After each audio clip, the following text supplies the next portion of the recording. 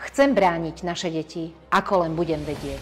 Budem politička, ktorá keď sa má rozhodnúť, či podporí obedy zadarmo pre deti na školách, nikdy nezaváham. A čo sa týka obedov zadarmo, je to vlajková loď strany Smer sociálna demokracia. A príchodom novej vlády v roku 2020 sa toto perfektné opatrenie zrušilo. Náš koaličný partner, strana SAS, si dali podmienku, že obedy zadarmo sa musia zrušiť. Každý sľuboval, že obedy ponechajú. Opak bol však pravdou.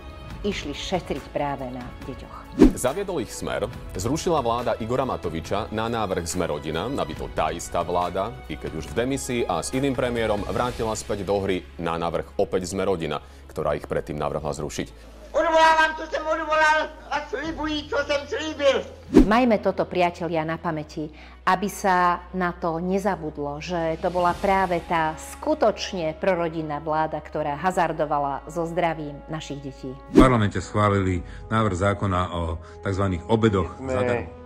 Do múru stavby prorodinnej krajiny, prorodinného Slovenska posadili ďalšiu tehlu, kľúčovú tehlu. Déjà vu.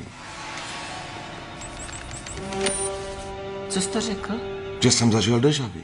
Na konci ich tragického vládnutia obedy znovu zaviedli, ako by práve oni boli tvorcami tejto úžasnej pomoci rodinám.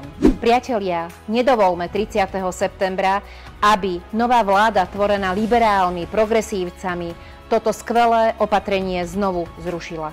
Dajme prosím našim deťom sociálne istoty, aby sa nestávalo, že sme nútení deťom hovoriť nie, keď chcú jednu teplú stravu denne.